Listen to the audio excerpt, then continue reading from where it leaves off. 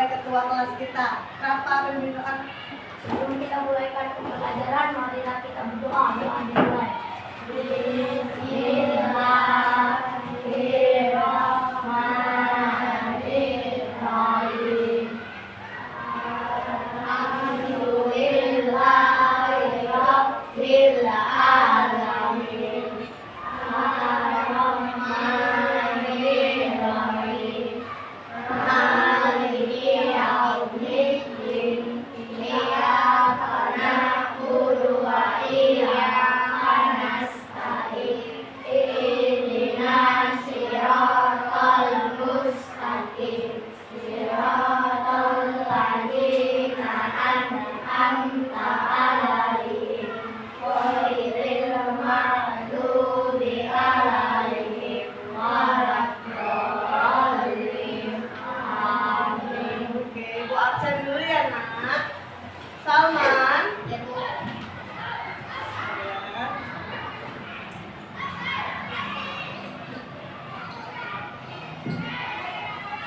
Salman, Atar, Satia, Putri, Raisa, Upaira, Rafi, Raka, Ina, Nabila, Radit, Rasya, Rizky.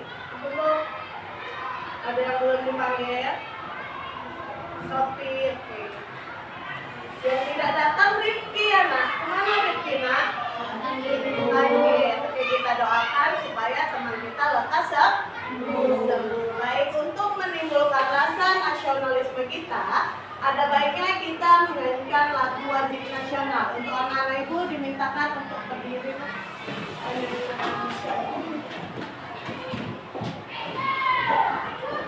Nyanyi sama-sama ya.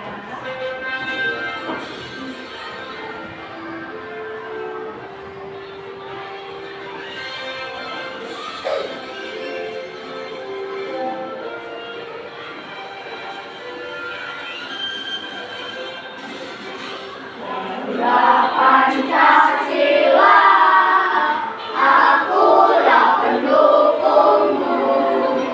Patriot proklamasi, setia berkorban untukmu. Pancasila dasar tegak, rakyat adil menembus sentosa, pribadi bangsaku. Ayo maju, maju, ayo maju, maju, ayo maju, maju. Oke, duduk kembali anak-anak itu. Beri tepuk tangan untuk kita semua. Oke, minggu lalu kita sudah belajar tentang piktogram ya, teman. Nah, selanjutnya minggu ini kita akan membahas tentang diagram batang. Sebelum membuat diagram batang, kita harus memiliki apa, Nak? Data. Data adalah sebuah informasi yang kita peroleh. Oke. Minggu ini kita akan membahas tentang diagram batang. Nah, sebelum itu, Ibu akan menunjukkan tentang tujuan pembelajarannya. Yang pertama, kalian atau peserta didik dapat membuat diagram batang.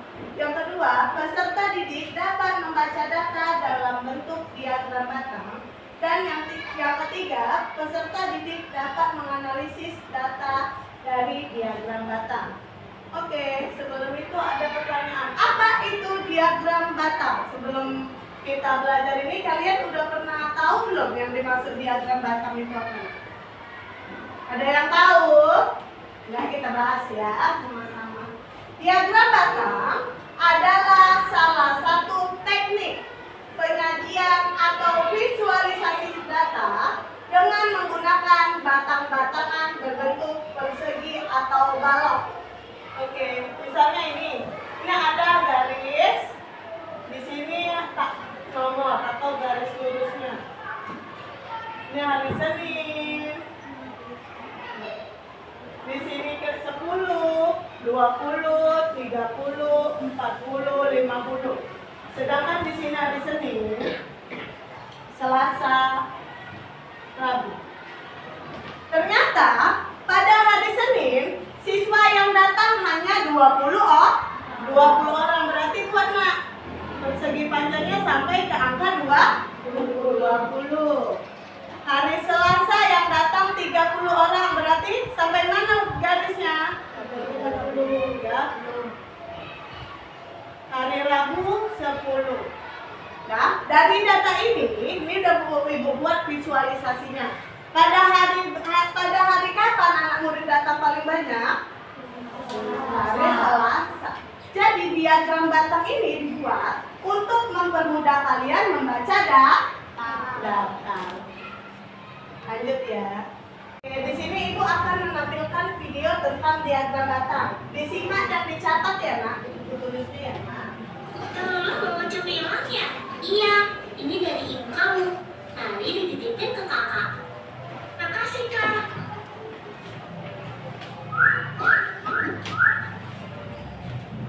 Wah, kesukaan aku semua. Coba Mimi, snack mana yang paling banyak dikasih ibu kamu? Kalau campur-campur gini, aku bingung kak. Oh, tenang aja. Kita mengolah data dulu biar gampang. Pertama, kamu lihat dulu ada berapa banyak jenis snack yang ibu mau kasih. Ada biskuit coklat, wafer keju, permen stroberi, dan donat. Ada 4 jenis kak. Biskuit coklatnya ada 4, wafer kejunya ada 4, permen stroberinya ada 10, donatnya ada 2. Ini namanya mengumpulkan data mini.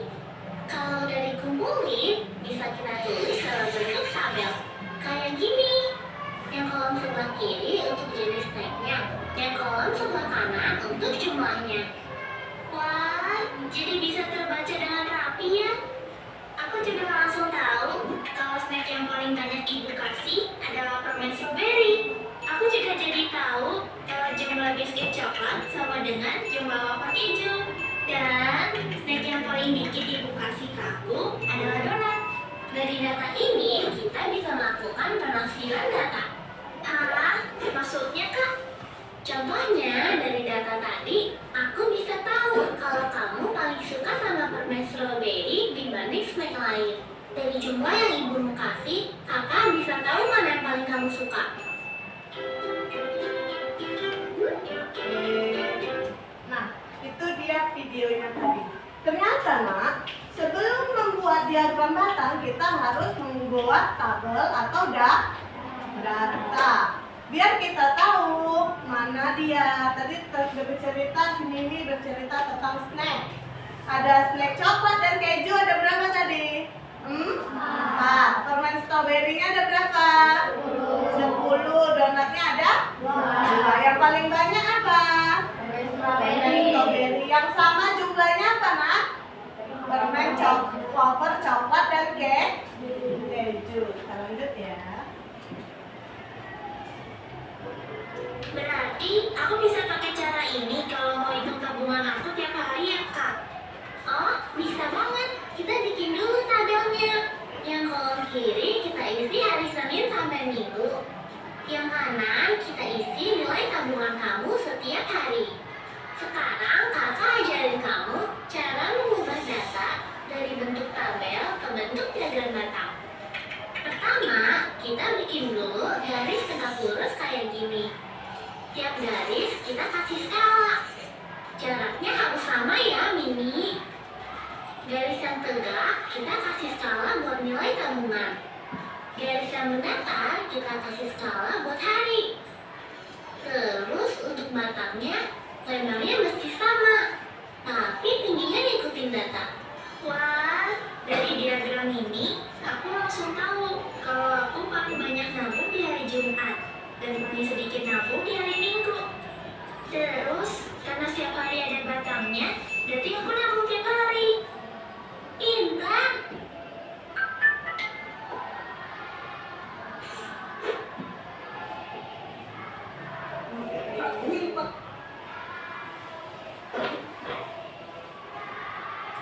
Kita jadi bisa cara membuat diagram batang. Kalian jadi paham nggak cara membuat diagram batang seperti apa? Nah, ini nak, cara membuat diagram batang juga termasuk ke dalam pembelajaran coding. Oke, kok coding Bu? Iya, dia ada namanya caranya IPO atau input, proses, dan output. Inputnya itu apa? Inputnya itu cara membuat atau mengumpulkan data. Sedangkan prosesnya cara membuat diagram batang. Sedangkan outputnya hasil dari diagram batang yang telah kalian buat. Oke, di sini ada mengapa menggunakan diagram? Diagram menyajikan data secara visual sehingga lebih mudah dipahami dan dibandingkan tabel angka. Ayo latihan soal. Oke, di sini Ibu ada LKPD. LKPD Ibu, diam tentang makanan kesukaan kalian. Di sini ada gambar, yang pertama ada gambar kolak, gambar risol atau pastel, es campur, es cendol, es pisang hijau, dan teh manis. Nah, nanti kalian bentuk gambar ini digunting dan berbentuk kubus seperti ini atau berbentuk paham ya? Digunting dibentuk persegi untuk mencari data di bawah ini. Diana, ini nanti dilempar sebanyak 20 kali di meja kalian. Misalnya keluar ini es campur, buat es campur ada berapa kali keluar? Misalnya 4. Di sini 3 kali keluar Bu. Teh manis Bu cuma 1, nggak apa-apa kalau dia cuma 1. Sesuai lemparan dadu kalian. Kalian tulis di sini berapa kali keluar, lalu buat diagram batangnya. Misalnya tadi es campurnya keluar 4, buat 4 di sini sampai menuju ke angka 4. Bisa? Oke, kerja kelompok ya nak.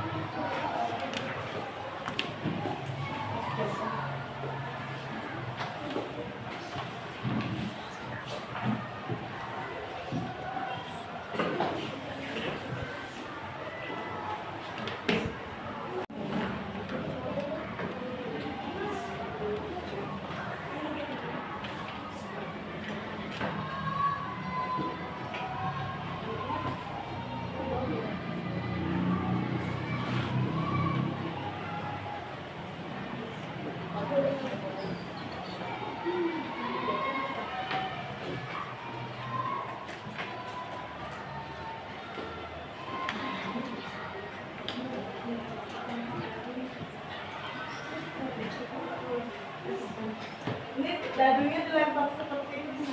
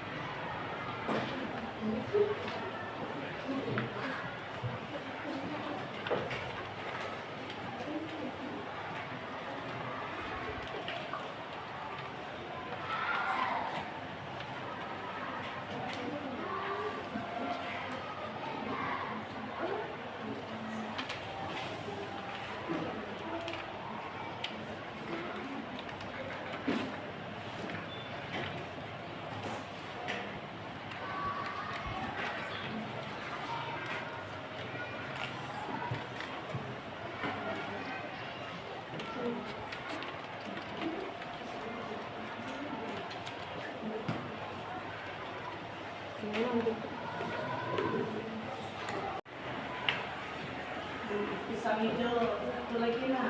Kamu kan nak ambil 20 lagi. Pisang lagi. Pisang hijau. Es campur. Kolak 1. Es campur lagi. Lagi yang lain mesti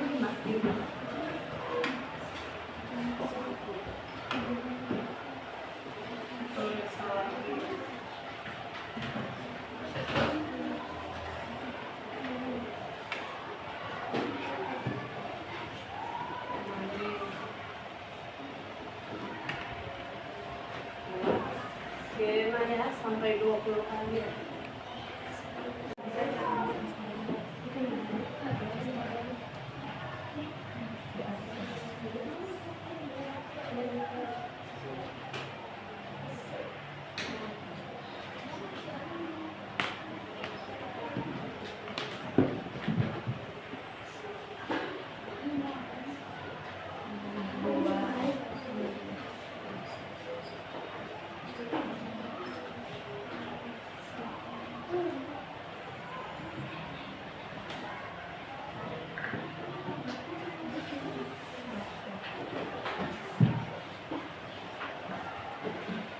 Anak-anak ibu, bisa kita presentasikan per kelompoknya satu-satu? Bisa.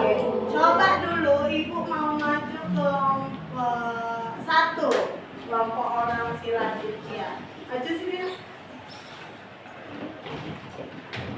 Sini saya, ingat saya.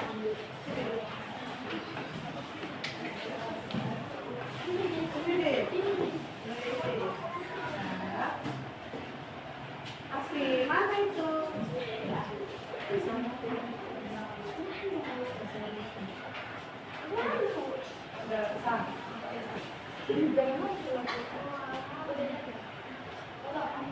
Assalamualaikum gitu.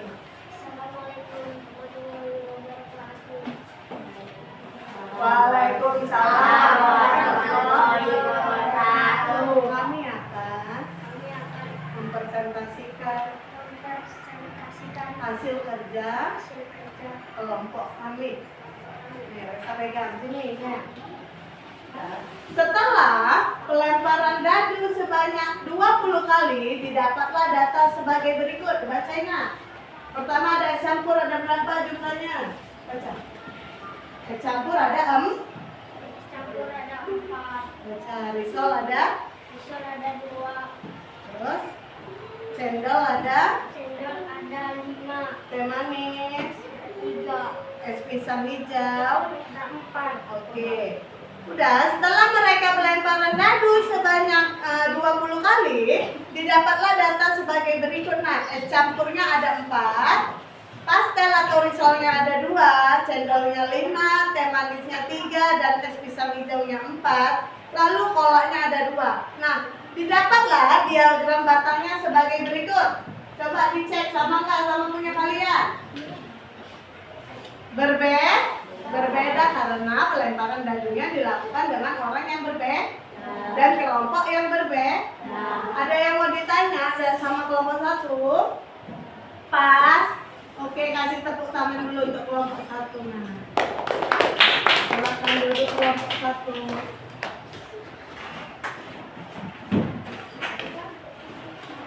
Tadi kan kita sudah mengerjakan LKPD atau lembar kerja siswa atau lembar kerja peserta didik. Nah, sekarang ibu mau kalian mengerjakan evaluasi. Evaluasi ini dikerjakan mandiri, tidak boleh contek-contek.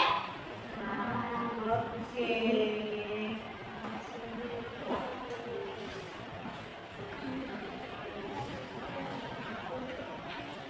Jaya.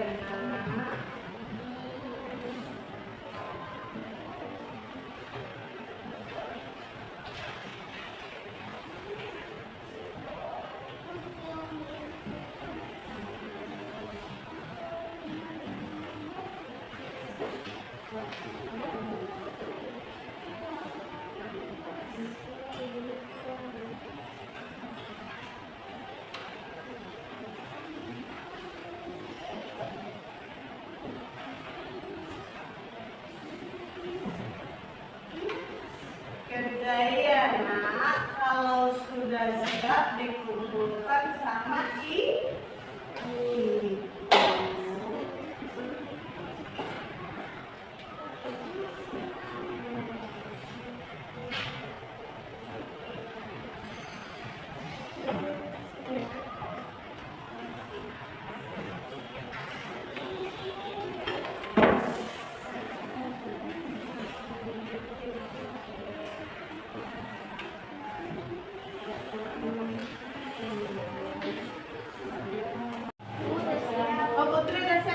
anak-anak ibu yang sudah siap boleh dikumpulkan lembar jawabannya ke ibu nak semuanya.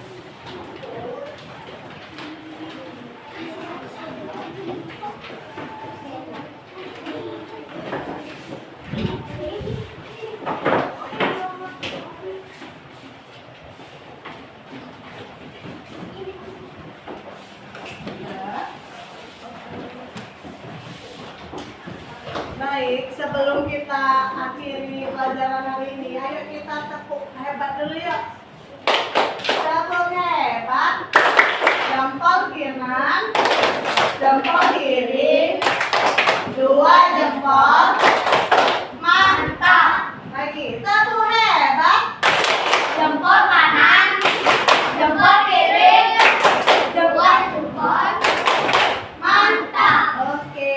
Nah, sebelum itu Ibu akan melakukan refleksi dulu. Bagaimana belajarnya hari ini? Bahagia atau tidak? Bahagia. Senang atau tidak? Seru atau tidak? Apa yang membuat pelajaran kita seru, nak? Karena pembelajarannya menggunakan video. Oke, kita masuk ke kesimpulan. Kesimpulan pada pembelajaran hari ini adalah diagram batang adalah salah satu teknik penyajian atau visualisasi data dengan menggunakan batang-batang berbentuk persegi atau balok. Diagram ini cenderung kerap digunakan dibandingkan dengan diagram lainnya. Oke, tadi Ibu bilang kan pembelajaran ini masuk ke coding, nak. Codingnya itu namanya apa aja, nak? Info atau input, terus proses dan inputnya tadi apa? Pengambilan data, prosesnya pembuatan dia, hasilnya apa? Outputnya hasil pembuatan dia. Sampai di sini ada yang mau ditanya?